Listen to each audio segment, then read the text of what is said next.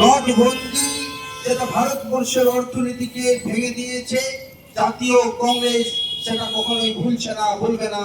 যেভাবে ভারতবর্ষের অর্থনীতিকে জাতীয় কংগ্রেস চাঙ্গা করে দিয়েছিল, তারপরে থেকে নরেন্দ্র মোদী ক্ষমতায় বসার পর ভারতবর্ষের মিডিয়াম ব্যবসায়ী থেকে শুরু করে ভারতবর্ষের জনসাধারণের কোমর ভেঙে দিয়েছে নোটবন্দির মাধ্যমে।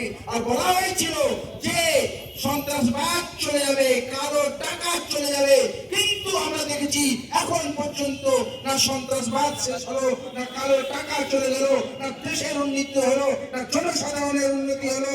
এই কারণে এই নোটবন্দি আমরা মানছি না। পশ্চিমবঙ্গে মাননীয় সভাপতি শঙ্কর সরকার তাদের নেতৃত্বে আমরা লড়ছি এই বিজেপি স্বৈরাচারী সরকারের বিরুদ্ধে, এবং এই কালো দিনকে আমরা স্মরণ করছি। নরেন্দ্র মোদী বলেছিলেন, प्रधानमंत्री नरेंद्र मोदी बोले जो 50 दिन दीजिए, 50 दिन के बाद हमें सूली पर चढ़ा दीजिएगा।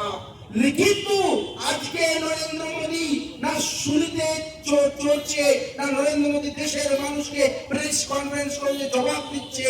মানে নরেন্দ্র মোদী দেশকে ধ্বংস করে দেওয়ার যে পরিকল্পনা এবং আদানি আম্বানিকে বড়লোক তৈরি করার, তাদেরকে কোটিপতি তৈরি করার প্রচেষ্টা করেছিল, সেটাই বাস্তবায়ন করেছে। এই বলে আমরা এটাই বলি যে সরফরোশি কি তমন্না अब हमारे दिल में है, देखना है जोर कितना बाजुए कातिल में है। আর আমরা এই কালো দিন ভুলছি না। রাহুল গান্ধী জিন্দাবাদ, জাতীয় কংগ্রেস জিন্দাবাদ, শঙ্কর সরকার জিন্দাবাদ।